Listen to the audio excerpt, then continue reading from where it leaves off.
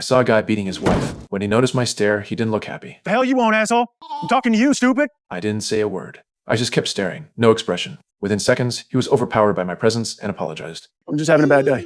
Won't happen again. After hearing this, I stopped the eye contact and walked into the restaurant. Just as I was about to take a bite of dessert, 2 police cars rushed by. I looked around the restaurant. There was no one suspicious. They must be here for me. The officers were armed and looked nervous. I didn't resist. I silently followed them to the police station.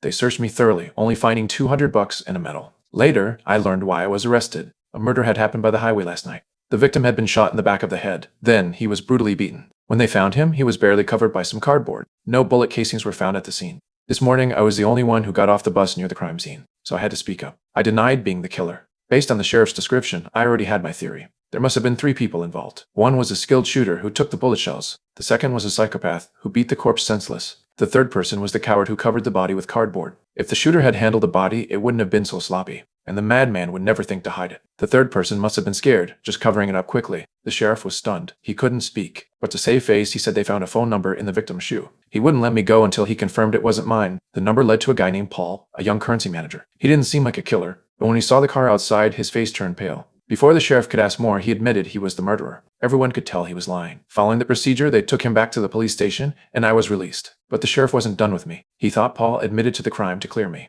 Clearly, my analysis had bruised his ego. He was now somewhat hostile towards me. I decided to show him what I could do. I told him to check Officer Steven. When Paul entered, he locked eyes with him for 2 seconds. He should ask Steven what he knows. The sheriff pulled me and the officer together for a confrontation. I knew he wanted me to fail, but I was right. Turns out, Steven and Paul were cousins. They had been partying until 2 a.m. Paul was drunk. He couldn't have killed anyone. He couldn't understand why Paul confessed. But it was clear that Paul knew something. The sheriff thought putting Paul in jail would make him talk, but he locked me up too. For assaulting an officer. Once we got to jail, something felt off. They put us in death row. This was not normal. Soon enough, a group of big guys cornered me in the bathroom. They clearly underestimated me. They were no match for me. I knocked them out with 1 punch. By the time the guards arrived, they were all on the ground. No punishment came my way. The guards didn't want anyone to know about their mistake. They put me in death row on purpose. Someone was pulling strings behind the scenes. They want me dead here. Back in the cell, Paul was still shaken. He told me he wasn't the killer. He was forced to confess. Then, the female officer Rose checked my background. She found out I was a decorated war veteran with dozens of medals. I'd solved over 100 cases after retiring and won every single one. She even found my alibi.